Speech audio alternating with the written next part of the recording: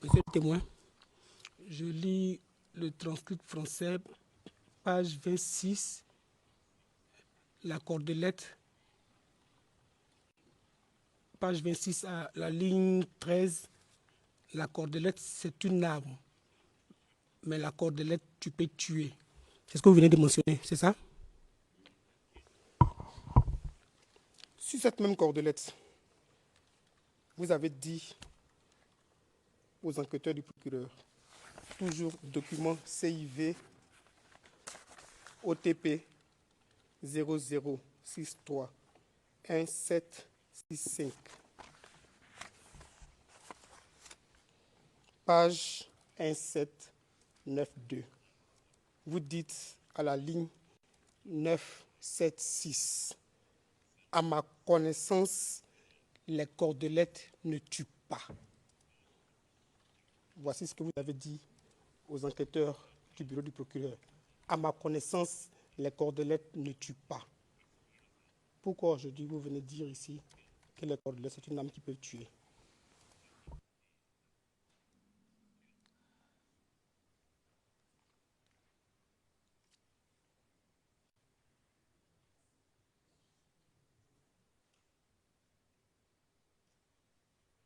J'ai donné cette réponse-là. Comme je l'ai expliqué, la question, il m'avait été posé une question. Est-ce qu'il y a eu des morts? Ce sont les enquêteurs. Ils enquêtent sur les faits, ils n'enquêtent pas sur moi, ou bien ils enquêtent sur les faits. Il y a eu des marcheurs, peut-être ils ont eu vent de ce que nous avons tué des gens ce jour-là ou pas. Bon. Moi, ce que moi je sais, c'est que à ma connaissance, la cordelette ne tue pas parce que si on avait eu l'intention de tuer, ce n'est pas avec les cordelettes qu'on serait sorti. C'est une arme. Mais si on avait eu l'intention de tuer, pendant qu'on a des calages, ce n'est pas avec les cordelettes qu'on est sorti. Donc, si peut-être c'était le fait que quelqu'un leur aurait dit que nous avons tué des gens ce jour-là, au niveau de la Djamé, en connaissant la cordelette, c'est pas quelqu'un qui a l'intention de tuer, un soldat qui a l'intention de tuer, c'est pas avec une cordelette qui sort. Merci, monsieur le témoin. Je pense qu'on va avancer. Vous faites aussi une autre affirmation que vous avez répétée très souvent ici. Je vous avais dit qu'on y reviendrait. Vous le dites d'abord à la page 72 du transcrit officiel du 20 octobre 2016, à partir de la ligne 4. Si on s'en rendait compte, on les passait à tabac et on les gardait dans nos locaux jusqu'à ce que les autorités militaires avec lesquelles on travaillait envoient des éléments pour venir les récupérer. Fin de citation. Vous vous rappelez avoir fait cette déclaration?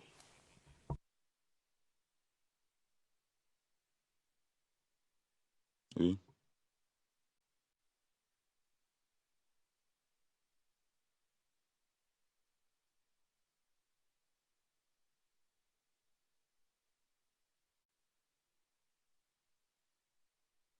Je vais vous dire ce que vous avez déclaré aux enquêteurs devant le bureau du procureur sur cette question d'arrestation.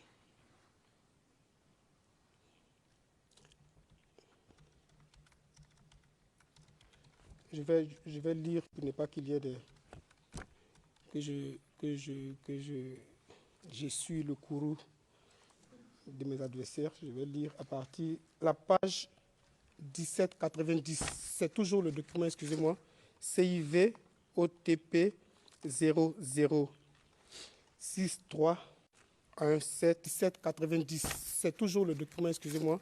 CIV OTP 0063 1765. Page 1790.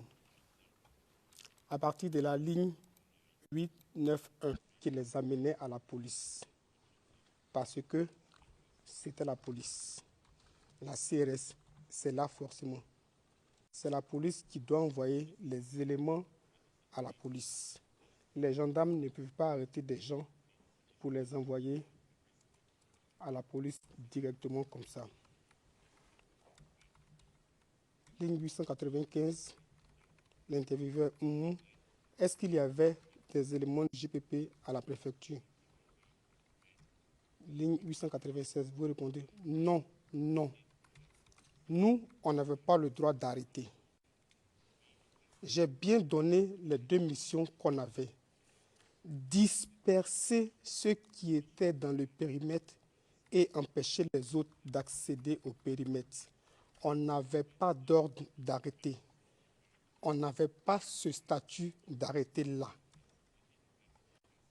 Vous dites enfin, à la ligne 900, voilà pourquoi ceux qui sont entrés à Adjamé, on les a dispersés.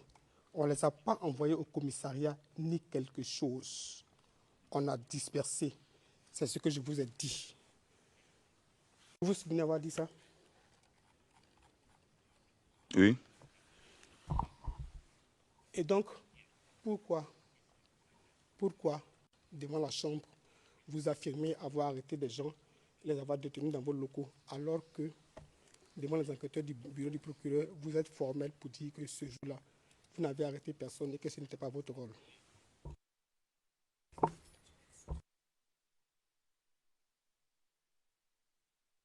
Je pense qu'à ce sujet-là, j'avais déjà répondu aux enquêteurs. On m'a été posé la question de savoir est-ce que la gendarmerie envoie les gens à la police? Il dit non, c'est pas un gendarme. Un gendarme, s'il arrête quelqu'un, il ne va pas envoyer à la police. C'est le policier qui arrête un individu en infraction qui l'amène au commissariat ou bien dans une institution policière. Le gendarme, il peut l'envoyer dans un camp de gendarmerie, il peut l'envoyer dans une brigade de gendarmerie. La question, je ne sais pas si elle était mal transmise, mais la question a été est-ce que nous, les éléments de GPP, nous avons envoyé des gens à la préfecture de police? Ce n'était pas notre rôle d'envoyer les gens à la préfecture de police parce que le GIA l'expliqué avec le commissaire même d'à côté, on a eu des échauffourées à ce sujet-là. Parce que lui a demandé à ce qu'on lui envoie les gens qui étaient détenus chez nous. On a eu même vraiment des gestions très houleux. Jusqu'à ce que Boiseau lui-même vienne intervenir et s'entretenir avec le commissaire à ce sujet. Notre rôle était de disperser les marcheurs. Les éléments de FDS n'étaient pas en présence. Nous, on devait... C'est eux qui avaient le véhicule, qui les récupéraient et qui partaient avec eux. Si ils faisaient de leur position, ils faisaient des navettes intermittentes pour récupérer les éléments. Nous, on les bloquait, on les leur remettait. Si on voit que le temps qu'ils mettaient à venir, ça durait que les gens descendaient, on les envoyait à la base.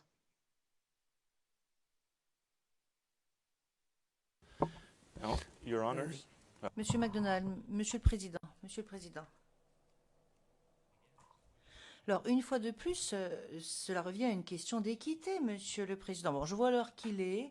Peut-être que nous pourrions nous intéresser à ce sujet en l'absence du témoin, le Président. Le témoin peut quitter le prétoire, nous allons faire la pause, nous reviendrons après la pause et nous nous occuperons de ceci, nous réglerons ceci. Merci beaucoup. L'audience est levée.